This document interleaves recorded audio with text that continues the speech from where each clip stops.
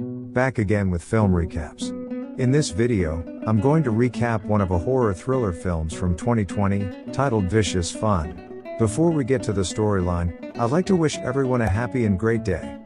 Without further ado, let's get straight to the storyline. In 1983, in Minnesota, a man by the name of Phil can be seen sharpening his knife. Before action, he would put his weapons neatly into the bag, and that's how we know he is a serial killer. As he steps out of the room, he fixes his eye on the girl in the phone booth. Phil then decides to strike up a conversation with that girl, whose name is Carrie. He is so excited that the woman agreed to his offer of a ride. When the woman notices that Phil is smiling, he immediately locks the door. But unexpectedly, Carrie throws a wrench into his plans and then stabs him more than 20 times. On the other side of the story, Joel, a film critic for the horror magazine Vicious Fanatics, interviews B-movie director Jack Portwood. Joel isn't very fond of Jack's view on the horror genre, and enthusiastically mentions an idea of his about a movie with cab driver killers. Jack tries to dismiss the concept as absurd and comical, before sending him away. At home, he sees his roommate Sarah, whom he has an unrequited crush on, being dropped off by her new boyfriend Bob. When Sarah walks in, she tells Joel that she's going to have a girls' night, politely asking him to leave the house. Joel walks outside, and watches Sarah's boyfriend as he is about to leave. Jealous of Bob and noticing that he has a ring on his finger, Joel follows Bob to a Chinese restaurant.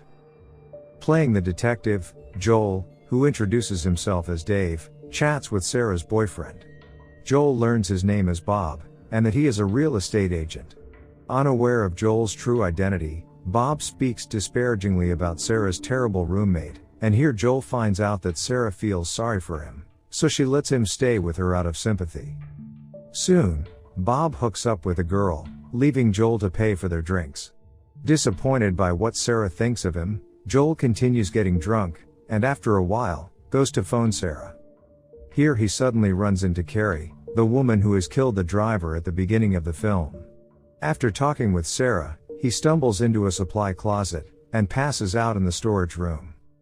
The restaurant locks up for the night, and when he recovers, Joel wanders back into the dining room. This time, he accidentally comes into a room, and finds himself entangled in a strange meeting inside the Chinese restaurant. The members of this meeting are Zachary, Mike, Hideo, Fritz, and Carrie.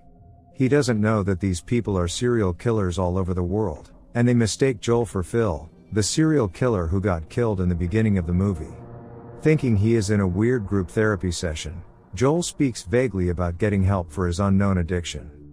Mike talks about what he's passionate about, and Hideo is worried about the empty chair among them. As the members speak with each other, Joel finally realizes that he is sitting among serial killers. He begins to freak out when suddenly he is asked why he is here.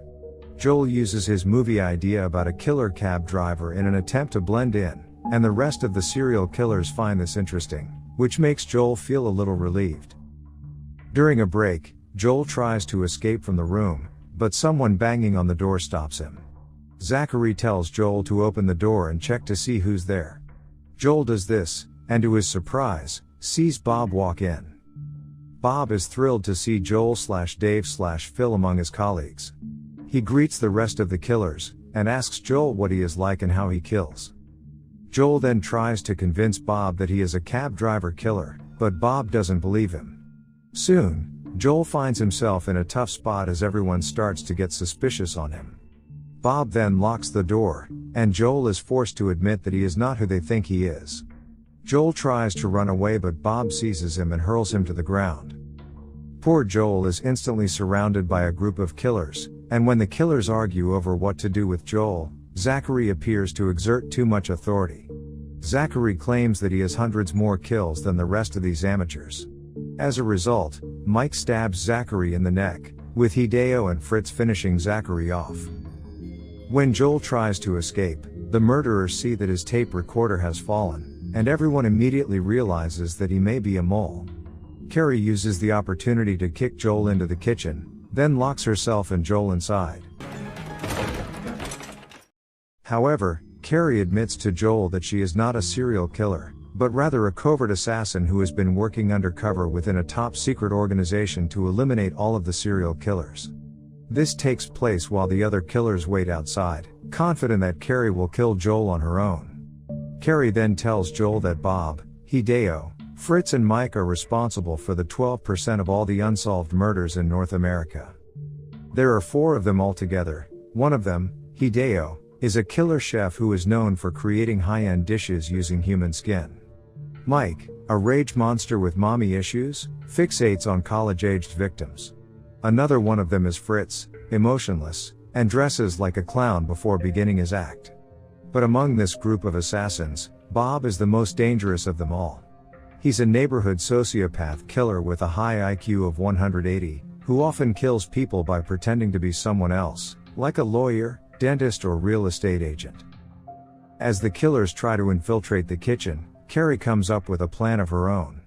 She reveals to Joel the dismembered body of Phil that has been stashed in the refrigerator, and tells him what to do. Meanwhile, Hideo the killer chef sneaks into the kitchen by going through the vent in the ceiling. As he enters the kitchen, he sees Joel lying face down with Phil's intestines by his side. Outside, Fritz the clown secretly comes to the back door and tries to open the lock. Carrie hears the sound as she picks up the chopper and hides in the darkness. When she sees Fritz's hand attempts to enter the kitchen, she severs his fingers, while Joel throws Phil's intestines at Hideo. Joel is almost dead when Hideo throws a knife at him. Lucky for him, Carrie comes in and strangles Hideo to death with Phil's intestines. Meanwhile, Bob looks at Joel's driver's license and swears, because Joel is Sarah's roommate whom he thinks is a loser. Bob then tells Joel that he will kill Sarah, and without consulting Carrie, Joel pulls the fire alarm. Bob, who has an IQ of 180, immediately calls the police, saying that Carrie is a killer who broke into the restaurant and Joel is her accomplice. At the same time, Carrie takes out the list of killers, and crosses out Hideo's name.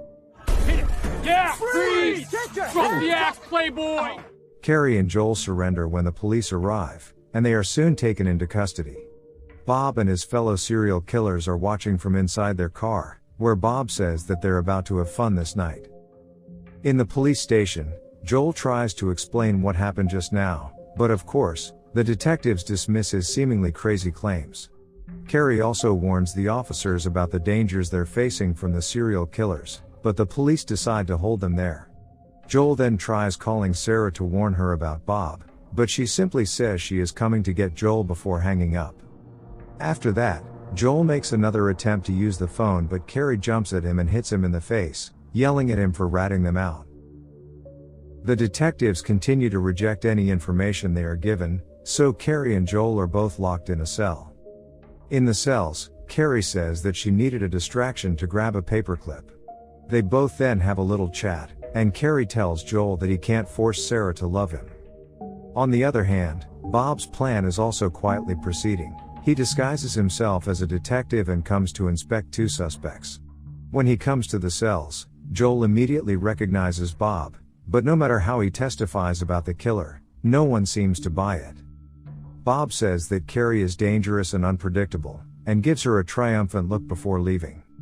In another room, he invites the police to have some drinks. Bob's ruse gives him access to a notebook confiscated from Carrie, and Carrie's kill list reveals what she has been doing. Meanwhile, Fritz the clown surprises an officer who is waiting at his desk, and paralyzes him with an injection. Fritz, in his excitement, kills the officer with a nail on his forehead, and drags his lifeless body away. When the lights suddenly turn off, the policeman is a little worried and hurries to check. One of them decides to go investigates. However, when the policeman comes into the front room, he doesn't notice the blood marks on the ground.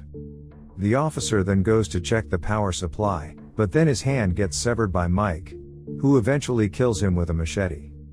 At the same time, Carrie succeeds in unlocking her cell door. Now that 2 of the policemen have been taken out, it's Bob's turn to take out the last one. By using the pencils, Bob stabs the last officer in the ears, causing instant death. And as Bob is about to leave, Jesus Christ! We need to wrap things up.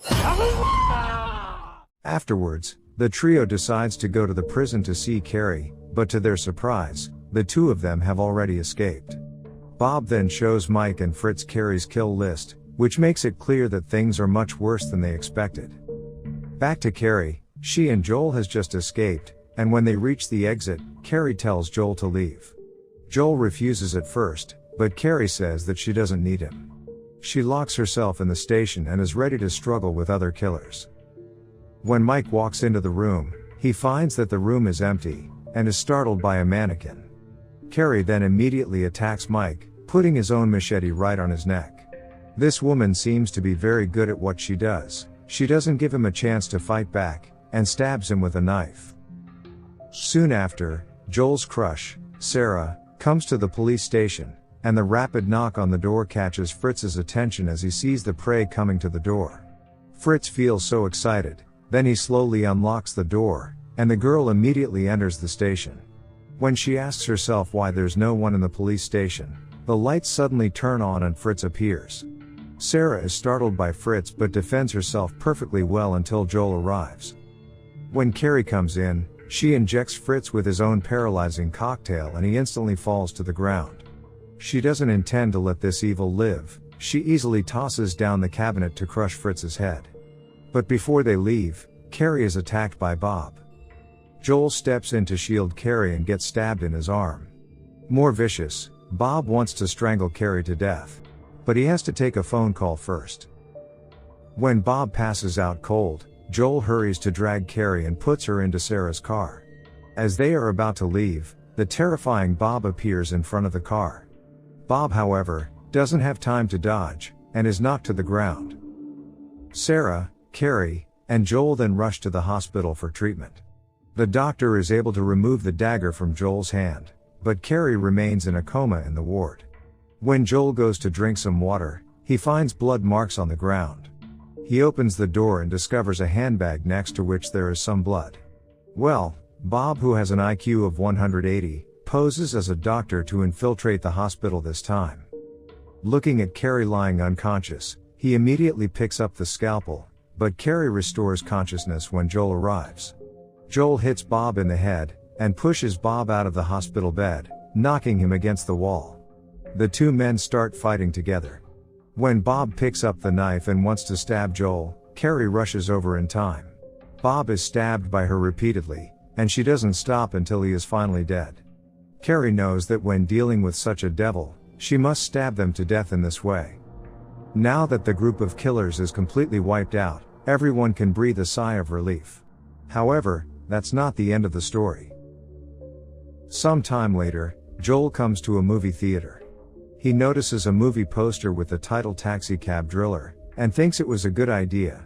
He then goes to grab a few snacks, but the employee informs him that they are closed for the season, and so, Joel wonders why and what is the man doing there. The employee says that he's restocking the shelves, which seems strange to Joel. Joel then goes to the bathroom to take a look, and sees the real employee tied and gagged on the floor. Realizing that his crime is exposed, the man prepares to escape, but as it turns out, Carrie has changed her mind about Joel's ineffectual uselessness. She considered taking him on as an apprentice. They both start with taking down a serial killer hiding out in a movie theater showing a Jack Portwood film, based on the killer taxi driver idea Jack stole from Joel. And this is where the movie ends.